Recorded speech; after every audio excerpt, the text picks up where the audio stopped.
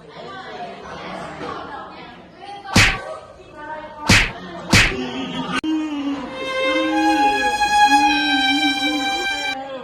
ไม่เคยได้พรจากพระอิศวรเลยเราก็ทำงานให้ท่านตั้งนานเราไปขอของท่านดีกว่า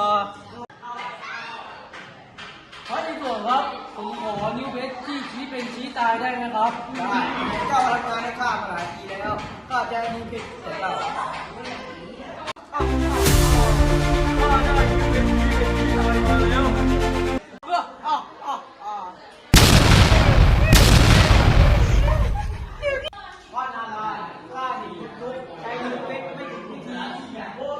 าขอฝากเจ้ามาเคลียร์ข้านี่โอเคครับท่านไว้เจอกันครับเจ้าชื่ออะไรฉันอยากเจอใครอยากติดต้องมาเล่นน้ำกับข้าโอเด้เพื่อนเอ่ย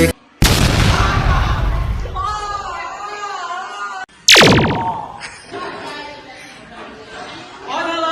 ทำไมไม่ตอบคือของท่านตรงๆทำไมต้องใช้มนต์พิเศษอะไรอย่างนี้ข้าจะให้เจ้าเป็นเด็กใหม่